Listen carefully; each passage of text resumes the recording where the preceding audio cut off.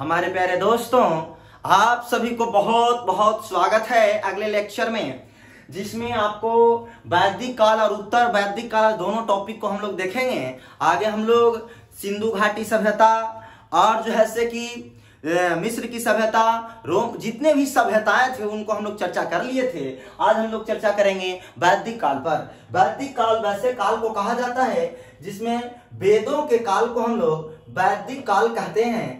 ये जो वेदों का काल है उसको वैदिक काल कहा जाता है। वेदों के काल को वैदिक काल कहते हैं।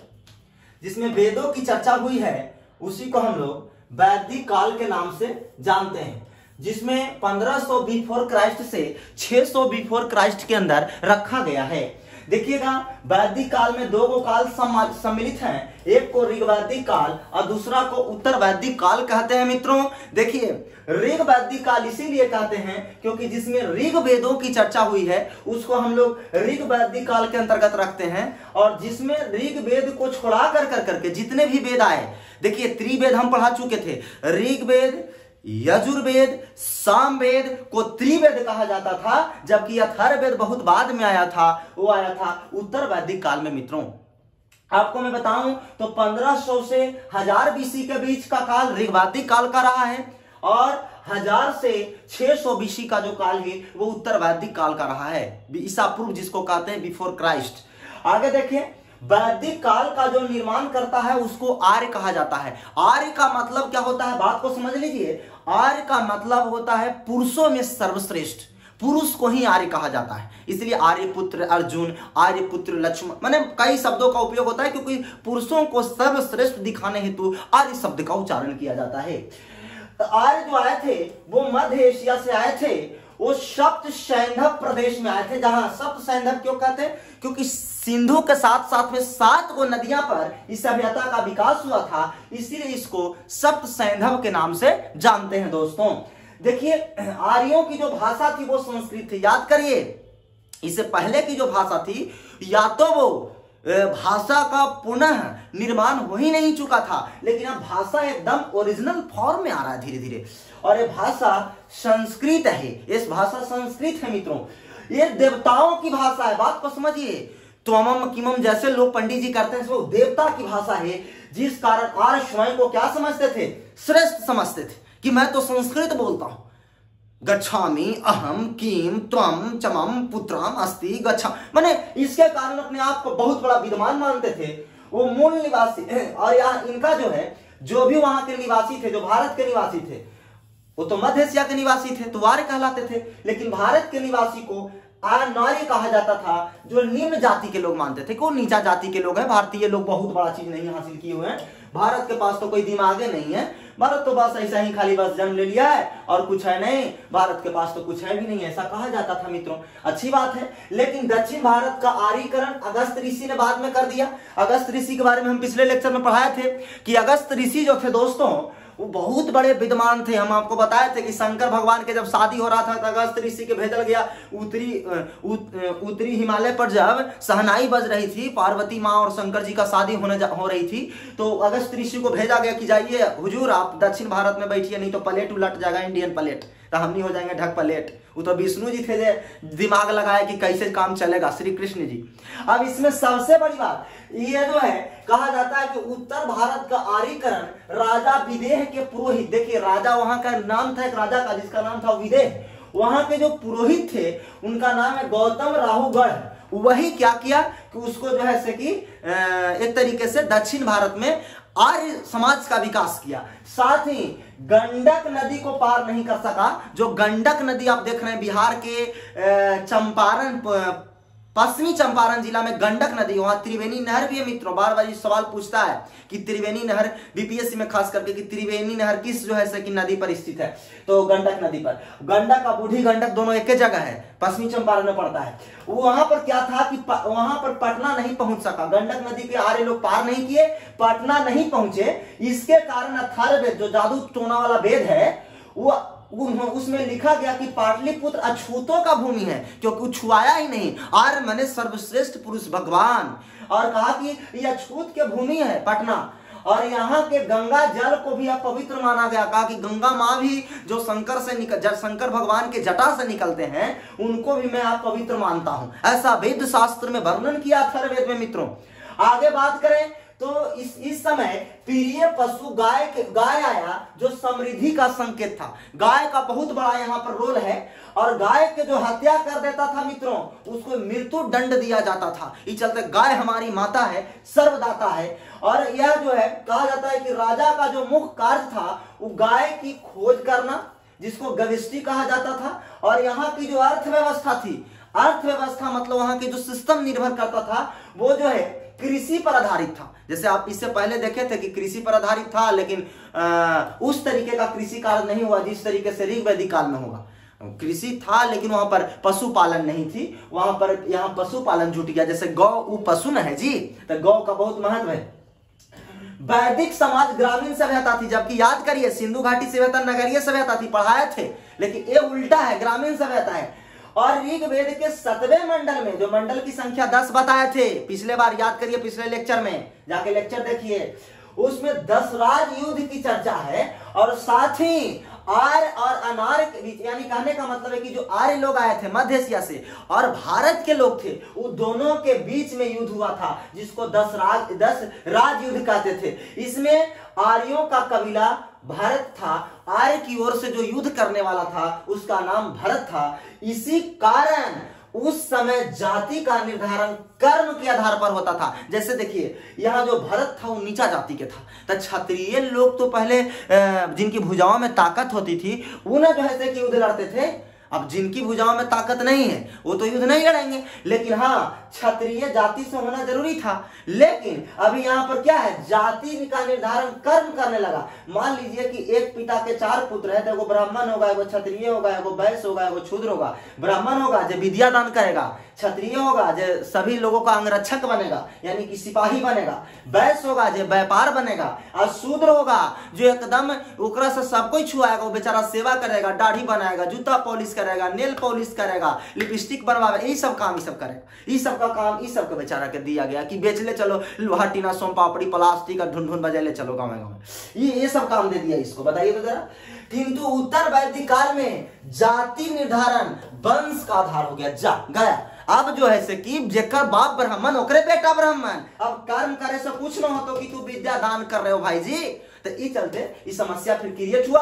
और साथ ही उत्तर वैदिक काल में एक चीज और हुआ कि लोहा के खोज हो गया। आप ही बताइए यदि लोहा रहेगा भाई साहब तो कृषि कार्य ढंग से होगा कि नहीं होगा। इसीलिए लोहा के प्रयोग से कृषि कार्य का विकास ढंगित हुआ और कृषि कार्य बहुत ही भारी पैमाने पर अवस्थित हुआ। और इसमें भगवान आए, जीओडी गॉड जिसको कहा जाता है। और यहाँ पर सबसे बड़ी बात थी, अभी हम चारों के बारे में बता दिए हैं मित्रों। ब्राह्मण 1 नंबर पर आता है, क्षत्रिय 2 नंबर पर, वैश्य 3 नंबर पर, शूद्र सबका सेवा करता है। ये व्यापार के यहाँ जो नौकरी करते थे ये चारों होते थे, राजा के कन चारों होते थे। ये चारों का काम अलग अलग बटा हुआ था, चारों जातियों का। आई गॉड जनरेट ऑपरेट डिस्ट्रॉयर, आगे पिछला बार हम बता चुके हैं, जिसको ब्रह्मा विष्णु महेश कहा जाता है।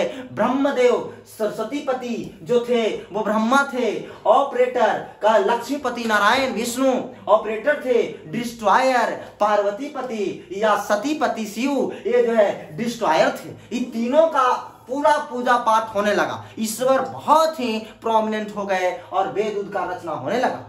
वैदिक काल की नदियां जो है वो 7 नदियां का नाम देखें तो झेलम नदी जिसको तो अब कहते हैं सिंधु जो नदी है उसका 5 को सहायक नदियां पढ़े होंगे, झेलम, चेनाब, रावी, सतलुज, बियास, 5 इसका सहायक नदी है। लेकिन झेलम को पहले झेलम नहीं कहा जाता था, ओकर पुराना नाम था बीतस्ता। क्वेश्चन पूछ देता है कि बीतस्ता निम्नलिखित में से किस नदी का पौराणिक नाम है, ऐसा क्वेश्चन पूछेगा। फिर विपाशा किसका, व्यास का पुराना नाम विपाशा है, आज वर्तमान में व्यास नदी कहते हैं मित्रों। फिर जो ऐसे कि अस्किनी चिनाब का जो है कि पुराना नाम है। फिर जो ऐसे कि शत्रुदी, सतलज, तो याद कर लीजिए यहाँ बस व्यास, बस विपाशा कहेगा तो समझ लीजिए कि व्यास नदी की बात कर रहा है। स से शत्रुदी, स से सतलज, याद कर लीजिए, स से शत्रुदी पुराना नाम, नया नाम सतलज। देखिए सब थोड़ा याद करना पड़ेगा। फिर ये जो है वितस्ता, झेलम नदी को वितस्ता कहते हैं, और अस्किनी को चिनाब कहा जाता है। इसका कोई ट्रिक वैसा है नहीं कि मैं बताऊं, आगे थोड़ा सा ध्यान से देखिएगा। अगला देखिए, अगला जो नदी है वो होगा रावी। रावी को परुसनी कहते हैं। परुसनी माने मान के चलिए पुरुष है जिसका नाम है रावी, तो रावी नदी का पुराना नाम है परुसनी। गंडक, गंडक बिहार में है, सदा नीरा इसका नाम है जो पश्चिमी चंपारण में पड़ता है। सरस्वती, सरस्वती नदी है, वर्तमान में कहते हैं परंतु इसका पुराना नाम घग्घर है। सिंधु पहले भी थी, सिंधु आज भी है। सिंधु के नाम में कोई परिवर्तन नहीं हुआ है, ना कोई करना चाहता है, क्योंकि सिंधु एक बहुत बड़ा कहा जाता है कि जिस तरीके से गंगा माँ है उस तरीके से सिंधु को भी माँ के रूप में सम्मानित किया गया है। और आगे अगर हम देखें तो वैदिक साहित्य में सर्वाधिक सिंधु नदी का चर्चा है, सबसे ज्यादा सिंधु नदी का चर्चा है। और इसीलिए सिंधु नदी पर सभ्यता का भी जो विकास हुआ वो बड़ी भारी पैमाने पर हुआ। देखिए, जैसे कहीं पर कोई आदमी पहले रह लेता है, जैसे सिंधु घाटी सभ्यता हम लोग पढ़े थे, तो वहां तो ऑलरेडी पहले से आदमी रहता था, तो अब वहां पर एडजस्ट करना दूसरे सभ्यता के लिए आसान होगा, क्योंकि वहां पर उस तरीके का ज्योग्राफिकल कंडीशन बन चुका है। तो इस तरीके से हुआ था। आगे हम देखें तो यहाँ कुछ जो है महत्वपूर्ण नदियां थी जो हम आपको बता दिए। सातों नदी का नाम बताए, पहला झेलम, दूसरा ब्यास, तीसरा चिनाब, चौथा सतलज, पांचवा जो है रावी, छठा गंडक, सातवां सरस्वती, आठवां सिंधु। सिंधु को इसीलिए नहीं, हम अभी बताए थे कि सिंधु के साथ 7 नदी मिला, इसीलिए इसको सप्त सैंधव ऋग वैदिक सभ्यता कहा गया। अभी हम लोग कुछ देर पहले इस चीज को किए थे। चलिए अब आगे की ओर देखते चलिएगा। अब सबसे बात है कि अब वैदिक काल में बड़ी प्रमुख देवता हो गए। जीओडी तो एवे किए, जैसे मान लीजिए कि प्रधानमंत्री जब जी होते हैं तो राज्य के मुख्यमंत्री तो होते हैं, प्राइम मिनिस्टर ऊपर होते हैं, सीएम नीचे होते हैं, और सीएम के नीचे एमएलए और एमपी भी तो होते हैं। बतिया समझते चलिएगा थोड़ा सा। तब मान लीजिए, और प्रधानमंत्री जब होते हैं तो एक रक्षा मंत्री भी तो होते हैं, डिपार्टमेंटल मिनिस्टर, और रक्षा मंत्री होते हैं तो इसका विदेश मंत्री भी तो होते हैं। यहाँ पर समाज कल्याण मंत्री तो भी होंगे, रेल मंत्री, तेल मंत्री, जेल मंत्री, खेल मंत्री, सब मंत्री अलग अलग होंगे जी, डिपार्टमेंटल मंत्रालय होगा। तो सब डिपार्टमेंटल भगवान भी यहाँ है। इंद्र भगवान डिपार्टमेंटल भगवान है। ये कौची करेंगे तो इनकी चर्चा जो है, इंद्र की जो चर्चा है 250 बार हुई है। सोचिए कितना महत्वपूर्ण भगवान है कि ऋग्वेद में 250 बार इनकी चर्चा हुई। और ये जो है युद्ध तथा वर्षा के देवता है। कभी कभी पूछ देता है कि वर्षा के देवता कौन, और इनका नाम पुरंदर है, क्योंकि ये जो है इंद्र का दूसरा नाम पुरंदर है, क्योंकि जल के देवता है इसलिए इनको नाम पुरंदर पड़ा है। बारिश करवाना है तो इंद्र भगवान की पूजा कीजिए, डिपार्टमेंटल भगवान है वो। और ऊपरे तो है ये Bholenath ji O D God, लेकिन वो निचला भगवान है सब। ये सब डिपार्टमेंटल अफसर हैं, इस सब के बिना परमिशन के ऊपर कोई काम नहीं होगा। दूसरा अग्नि देवता, ये अग्नि देवता, इसकी चर्चा 200 बार हुई है। जैसे आपको हम बोले जगत जननी से इन लोग पैदा हुए, जगत जननी का ही स्वरूप मिला इंद्र को, अग्नि को, सबको डिपार्टमेंटल अफसर बनाया गया कि जाकर के आप काम कीजिए, जिसको हम लोग आदिम पदार्थ के रूप में भी कहीं कहीं केमिस्ट्री में पढ़ते हैं, काला पदार्थ। और ये जो है कि यहीं से इस सब का निर्माण हुआ, आदि शक्ति से ही। और इसमें अग्नि, इसकी चर्चा 200 बार है अग्नि का। अग्नि को भी कहा गया, ये जननी का श्राप था कि तुम किसी के हाथ में रहोगे तो जल जाओगे। वेद में ऐसा कहा गया है कि किसी के हाथ में रहोगे तो जल जाओगे, लेकिन जलोगे तब पवित्रता का निर्माण करोगे। इसीलिए कोई भी कुंड होगा बिना अग्नि के पूजा संपन्न नहीं होता है। तो ये बात समझ लीजिए, बिना जल के, वर्षा के, पानी के पूजा संपन्न नहीं हो। आगे देखिए वरुण, वायु के देवता। जैसे वरुण जो थे वो वायु के देवता है। जो अगला जंगल के देवता सोम भगवान, तूफान के देवता मारुत। मारुत से मारुति नंदन का नाम सुने होंगे, बजरंगबली को एकदम तूफान मचैले आते थे, पूछी खड़ी कर करके आने होने लंका में। तो एक बार रवानवा के सब कुछ हो कर लंका जरा लोग कर, सोच लीजिए। मैंने हनुमान जी बड़ा ही फैंटास्टिक आदमी, शुरू से ये जो है इनका रहा विचार कि एकदम जो है ऐसे कि पूछी में आग लगा दिया। हनुमान जी मुस्कुरा रहे थे कि बेटा तोर कपड़ा, तोर तेल और तोरे लंका जरा देंगे आज। एकदम जरा दिए तूफान में आकर के। रौद्र भगवान बड़ी क्रोधी भगवान थे, वो क्रोध वाले देवता थे, वो पशु के देवता थे। आते थे तो एकदम गड़गड़ैले आते थे। अभी कहा गया है वेद में गविष्टि जो होता है ऋग्वेद में, उसका अर्थ है कि गाय के लिए लोग युद्ध कर देते थे। सोचिए गाय के लिए लड़ाई लड़ते थे, उसको गविष्टि कहा जाता था। और वहां पर एक सीता शब्द का भी उच्चारण हुआ है। जो जोता हुआ भूमि होता था, जमीन होता था, उसके निशान को लोग सीता कहते थे। तभी कभी कभी क्वेश्चन पूछ देगा कि ऋग्वेद में सीता का शाब्दिक अर्थ होता है, अरे हल से जोती गई भूमि, जो पड़ा हुआ निशान है वो सीता है। अब आगे सीता को और मिलेगा अकबर के काल में, वो जो है भूमि उसका जो है कि अलग तरीके का कहा जाता है कि सीता वैसे भूमि को कहते हैं जो भूमि सबसे अधिक उत्पादित होता था, उसको सीता नाम दिया गया था। लेकिन बात अलग है उसकी, आगे हम करेंगे चर्चा अकबर के समय। वैदिक काल की सामाजिक व्यवस्था को देखिए मित्रों, तो यहाँ सबसे बड़ा पद राजा का होता था। जो सबसे बड़ा पद होता था राजा का होता था, जिसको जनता चुनती थी, यानी कि लोकतंत्र था। सोच लीजिए लोकतंत्र है, और राजा किसी भी निर्णय को लेने से पहले समिति में बैठक बुलाता था, और 3 गो समितियां थी उसमें, सभा, समिति और विदथ, 3 गो समितियां होती थी। जो सभा होता था जिसमें सब कोई भाग लो, ये निम्न है, साधारण लोगों का संगठन है, सबको बुलाइए, अपना अपना ओपिनियन दीजिए और कोई दिक्कत नहीं है, बताइए अपना अपना ओपिनियन बताइए कि क्या होना चाहिए। इसकी चर्चा 8 बार की गई है। समिति, यहाँ उच्च वर्ग के लोग बैठते थे, खाली मंत्री परिषद के सदस्य बैठते थे, समझ गए। तो ये मंत्री परिषद के सदस्य होंगे, जिसकी चर्चा 9 बार की गई है ऋग्वेद में। विदथ यह सबसे महत्वपूर्ण संगठन है, जिसकी चर्चा 122 बार हुई है। और बात तो बात है, एक में महिला की अनुमति नहीं थी, महिला विदथ में नहीं बैठ सकती है। अंतिम निर्णय विदथ में होता था, जहां महिलाओं को नीचा दर्जा दिया गया, और ऋग्वेद में साफ साफ कहा गया महिला पुरुष के समान नहीं है। महिला 12 वर्ष के बाद वह छूत के श्रेणी में आता है, हम नहीं, यहाँ की ऋग्वेद कह रहा है। और ये जो है से कि उसके बाद ईश्वर से कंसर्न कर पाना, ऋग्वेद में इसी चर्चा कि ईश्वर से कंसर्न कर पाना महिलाओं के लिए बहुत कष्टकारी होता है, बहुत कष्टकारी, लेकिन पुरुषों के लिए आसान होता है। ये ऋग्वेद में ऐसा चर्चा है। इसीलिए महिलाओं को अनुमति नहीं दी गई, महिलाओं को द्वयम दर्जा के रूप में स्वीकार किया जाने लगा, कहा जाने लगा ईश्वर कभी भी महिला का नहीं सुनते। और ये जो है से कि यहाँ पर बात स्पष्ट की गई।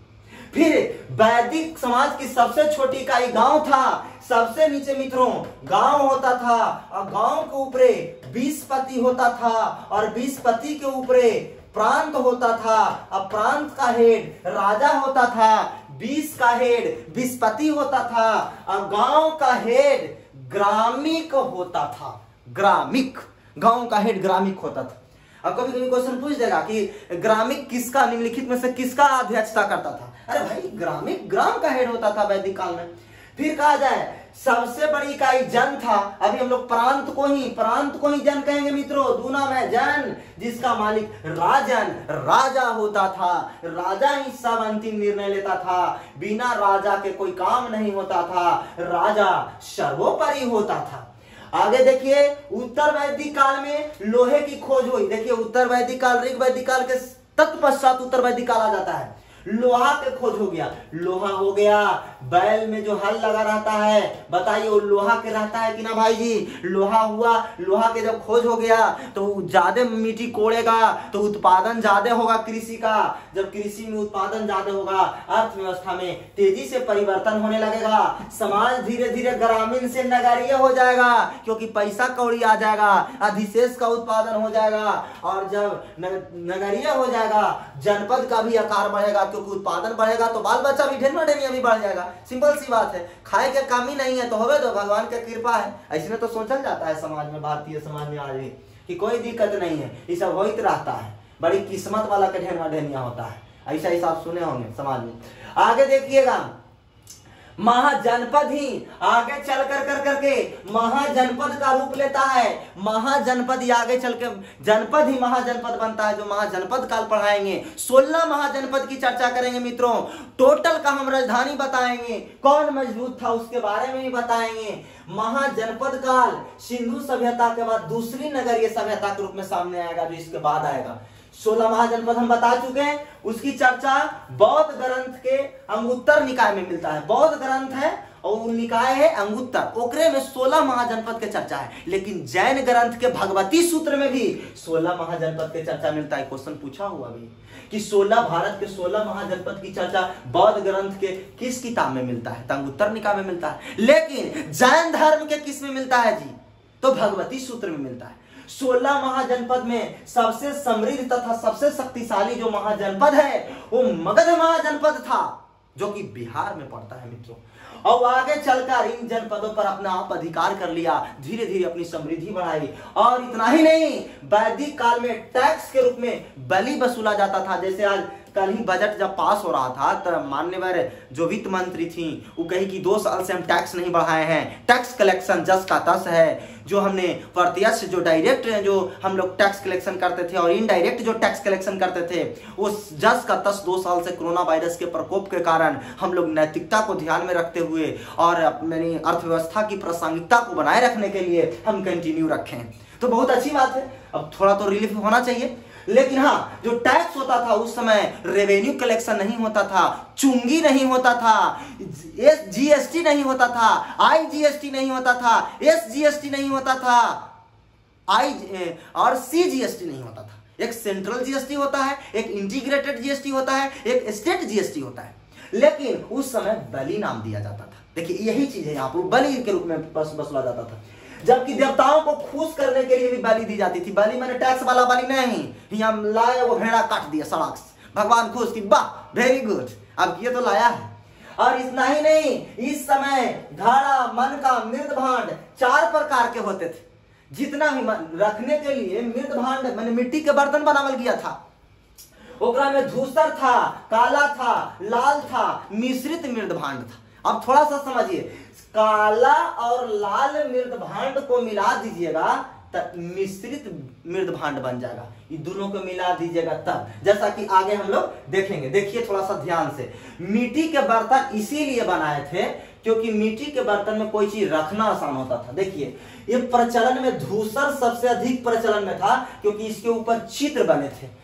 चित्र क्या होते थे कि शादी विवाह में अपन बेटी के देवल जाता था, बना करके डिजाइनिंग करके ओकरा पर देवल जाता था कि ला रोवी था कहला टांग ले जा। और इस तरीका से धूसर मृद भांड का प्रयोग हुआ जेकरा पर चित्रकारी करके देवल जाता था। लेकिन मिश्रित मृद भांड अभी हम बताए थे केकरा केकरा, लाल और काला। अभी हम बताए कि लाल के और काला के दोनों को मिला दीजिएगा तब बन जाएगा मिश्रित मृद भांड। की क्वेश्चन पूछा हो कि दोनों को मिलाने से कौन मृद भांड बने। अब पहला ऑप्शन में आपको दे देगा धूसर मृद भांड, तो गड़बड़ा जाइएगा, इसीलिए मिश्रित मृद भांड हो। अब आगे देखिएगा, इस समय आपको मैं बताऊं तो 3 प्रकार के यज्ञ का भी प्रचलन था।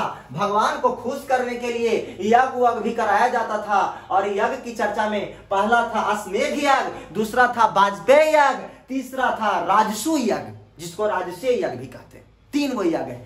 पहला अश्वमेध यज्ञ में कुछ नहीं होता था। जैसे आप लव-कुश एपिसोड देखे होंगे मित्रों, ओकरा में लव और कुश 2 भाई होता है। सीता जी को जब परीक्षा के लिए निकाल दी जाती है, किस तरीके से निकाला जाता है मैं उस पर चर्चा नहीं कर रहा हूं, लेकिन राम की सत्यनिष्ठा पर सवाल न खड़ा होए इसीलिए अपनी पत्नी को त्याग करते हैं राम। और राम इसी कारण वो भगवान माने जाते हैं कि वो हर दुख और सीतम को झेलने का प्रयास किया। आपको मैं बता दूं कि अश्वमेध जो यज्ञ है ओकरा में घोड़ा राजन छोड़ देते हैं। जहां तक घोड़ा जाता है, जब तक कोई रोक नहीं पाए वहां तक उसका जगह हो जाता है। और जो रोक दिया ओकरा से युद्ध लड़ी अब जाके। तो सोच लीजिए, साफ साफ है, घोड़ा को यज्ञ के बाद छोड़ दिया जाता है। घोड़ा जहां तक जाता है वहां तक क्षेत्र राजा का हो जाता है। लेकिन घोड़ा रोकने वाले व्यक्ति से क्या कर लिया जाता है, युद्ध किया जाता है। आओ फरिया लो, हमारा घोड़ा तू काहे रोका, न तो जाओ जाने दो। वही लव-कुश घोड़ा राजन राम का घोड़ा रोक दिया था और कहा कि फरिया लीजिए, राम को बुलाइए। राम अगर है बुज़दिल, ये है अगर इंसान तो आए मेरे से फरियाए हमने दोनों भाई से। उनको पता ही नहीं था बेचारे लव-कुश को कि हमारे वो पिता है। आगे देखिए, वाजपेयी यज्ञ की बात करें तो व्यक्ति राजा शक्ति प्रदर्शन के लिए होता था, जो रथों की रेस लगाई जाती थी। इसमें रथ को, जैसे मान लीजिए कि 2 साम्राज्य के राजा है, वो कह रहा है कि मैं बड़ा, वो कह रहा है कि मैं बड़ा, का कोई बात नहीं, तो पी के पड़ा वो सबसे बड़ा। देखिए तो वाजपेयी यज्ञ हम लोग करवा लीजिए तो जरा। वाजपेयी यज्ञ करवाया, शक्ति का प्रदर्शन किया, दोनों को घोड़ा पर बैठाया गया। जेकर रेस में आगे निकल गया वो राजा मजबूत, और जेकर रेस पीछे रह गया वो राजा कमजोर। ये यज्ञ वाजपेयी यज्ञ कहलाया। एक है राज्याभिषेक यज्ञ, राजसूय यज्ञ या राजसूय यज्ञ। ये डिवाइन पावर को, दिव्य शक्ति को ग्रहण करने के लिए किया जाता था। यानी दिव्य पावर, यानी पुरुष जो राज्याभिषेक करवाते थे, यज्ञ करवाते थे, ओकर बाद कहा जाता था कि यज्ञ करवाने के बाद ईश्वर डायरेक्ट एगो किरण हुआ से छोड़ेंगे और वो किरण उनके शरीर पर आकर के पड़ेगा तो दिव्य पावर उनके अंदर आ जाएगा। वो पावर की सहायता से कार्य दक्षता को करेंगे, लोगों की कल्याण करेंगे, भगवान के उनके ऊपर जो है शक्ति प्रवाहित होगी और ऐसा करने से राजसू यज्ञ संपन्न होगा और राजा जो है अच्छे काम कर पाएंगे। इसीलिए यज्ञ करवाया जाता था डिवाइन पावर हेतु। बताइए अंतजरी खेड़ा जो मध्य प्रदेश में पड़ता है मित्रों, अंति रंजी लिखल है लेकिन इसको अंतजरी खेड़ा पढ़िएगा। जो लोहे की खोज यहीं से हुई थी उत्तर वैदिक काल में। आपको मैं बता दूं यहाँ अर्थव्यवस्था जो इकोनॉमिकल जो सिस्टम था उसमें पशुपालन और कृषि इसका प्रमुख आधार था। क्यों? क्योंकि पशुपालन, गाय अभी हम पलवाए थे आपसे, और फिर बोले कि कृषि कार्य लोहा की खोज हुआ, इसके कारण खेती उती भी ढंग से होने लगा। तो इन दोनों पर अर्थव्यवस्था आधारित होगा कि नहीं होगा। आगे देखिए वैदिक काल में षष्ठ दर्शन, कुछ दर्शन के बारे में भी चर्चा किया गया है मित्रों। ये भी बहुत सारे क्वेश्चन इसे पूछा जाता है कि कौन किसका लेखक है। सबसे पहला है सांख्य दर्शन। सांख्य दर्शन का लेखक कपिल है। कभी कभी क्वेश्चन पूछ देता है कि सांख्य दर्शन का लेखक कौन है। फिर दूसरा व्याकरण दर्शन या व्याय दर्शन, इसका लेखक कौन है? गौतम है। फिर योग दर्शन, पतंजलि, नाम सुने होंगे बाबा रामदेव के। आगे वैशेषिक दर्शन, वैशेषिक लिखा है, वैशेषिक होता है, ये कनाद ने लिखा इसको। जो अणु परमाणु का सिद्धांत भी उन्होंने शुरुआती दौर में कनाद ही बताया था कि किस तरीके से पार्टिकल्स से पदार्थ बनते हैं। फिर उसके बाद उत्तर मीमांसा की चर्चा बदरायन ने किया था और पूर्वी मीमांसा की चर्चा जैमिनी ने किया था। मीमांसा का मतलब होता है ज्ञानी, प्रज्ञा प्राप्त व्यक्ति, और उत्तर मीमांसा पूर्वी मीमांसा का अर्थ हुआ जो पहले हो गया उत्तर मीमांसा, बाद में हुआ उसको पूर्वी मीमांसा कहा गया। लेकिन दोनों को लिखने वाला व्यक्ति अलग अलग है। पूर्वी मीमांसा जैमिनी और उत्तरी मीमांसा बदरायन। जो संस्कृति के बारे में बताया है, यहाँ के बारे में कि क्या होना चाहिए क्या नहीं होना चाहिए। आगे गौतम बुद्ध के अधिकतर उपदेश सांख्य दर्शन में मिलते हैं। जितना गौतम बुद्ध के उपदेश है वो लगभग सांख्य दर्शन में आपको मिल जाएंगे और सांख्य दर्शन की सहायता से गौतम बुद्ध के बारे में आप जानकारी अच्छी तरह हासिल कर सकते हैं दोस्तों। आगे देखिएगा सिंधु सभ्यता और वैदिक सभ्यता में क्या अंतर है। चलिए दोनों टॉपिक हम पढ़ चुके हैं लेक्चर के माध्यम से, ये दोनों में डिफरेंस समझ लीजिए, आपका टॉपिक कंप्लीट हो जाएगा। देखिए तो सिंधु सभ्यता और वैदिक सभ्यता, बताइए सिंधु सभ्यता नगरीय सभ्यता बताए थे कि नहीं बताए थे? रिवीजन। ये ग्रामीण सभ्यता अभी हम पढ़ाए हैं कि नहीं पढ़ाए हैं? बताइए मातृशतात्मक, यहाँ मातृशतात्मक थी, माता के आधार पर वंश चलता था कि नहीं चलता था? यहाँ पिताजी के आधार पर चल रहा था कि नहीं चल रहा था? फिर आगे देखिए तो यहाँ का प्रमुख पशु बैल था। यहाँ भी हम बताए हैं कि गाय है। गाय जो है, गाय को माता माना जा रहा है, गाय को पूजा जा रहा है, गाय को पालने वालों को गविष्ठी कहा जा रहा है। गाय अगर मार देगा तो समझ लीजिए कि उसको मृत्यु के घाट उतार देंगे। गाय को इतना महत्व है। यहाँ के नगर नियोजन था, यहाँ नगर बहुत सजावट में था जो हम लेक्चर में बता चुके हैं। यहाँ का सामाजिक नियोजन था, नगर का कोई ऐसा विशेष नियोजन नहीं है, लेकिन समाज में कहा जाता है कि नीचे सबसे नीचे गांव होता था, गांव के ऊपर 20 होता था, 20 के ऊपर जन होता था, जन के ऊपर जनपद होता था। इस तरीके से सरकार विकेंद्रीकरण के आधार पर चलता था। लेकिन आप ही बताइए, जैसे कि सबसे ऊपर देश होता है, देश के नीचे राज होता है, राज के नीचे जिला होता है, जिला के नीचे प्रखंड होता है। बताइए इस तरीके से सत्ता का विकेंद्रीकरण होगा तो सत्ता चलाना आसान होगा। तो सामाजिक रूप से कहा जाता है कि वर्गीकरण यहाँ था, यहाँ नियोजन उस तरीके का सभ्यता शहर का नहीं था। आगे देखिए यहाँ युद्ध से परिचित नहीं थी, बेचारा युद्ध नहीं करते थे। यहाँ गाय के लिए युद्ध कर लेता था। सोचिए ना जरा, गाय ला लड़ गया क्या है? हाँ, तो गाय को बहुत प्रासंगिकता था। गाय हमारी माता है, वो ही सर्वदाता है, ऐसा माना जाता था। यहाँ कांसे की खोज हुआ था, अभी बताए थे कि यहाँ लोहा के खोज हुआ वैदिक काल में, कृषि कार्य खूब हुआ है। यहाँ कृषि के साथ साथ व्यापार होता था। विदेश से मध्य एशिया से हम लोग व्यापार करते थे जी, लेकिन बताइए यहाँ व्यापार नहीं होता था। कृषि प्लस पशुपालन, कृषि के साथ पशु पालते थे जिसमें गाय प्रमुख था। आगे देखिए यहाँ शिव और मातृ देवी का पूजा होता था, यानी शिव और सती का पूजा होता था। मातृ देवी को सती कहते हैं। शिव और मातृ देवी का पूजा यहीं से शुरू हो चुका है, लेकिन यहाँ इंद्र भगवान प्रमुख देवता है, अग्नि भगवान प्रमुख देवता है, मारुति नंदन प्रमुख देवता है। वो तो प्रमुख ये तो है ही, तो ये सब तो प्रधानमंत्री या राष्ट्रपति हैं, लेकिन सब डिपार्टमेंटल अफसर का भी तो काम है। अब डिपार्टमेंटल अफसर नहीं रिव्यू करेगा तो कर देंगे ऊपरे वाला भगवान।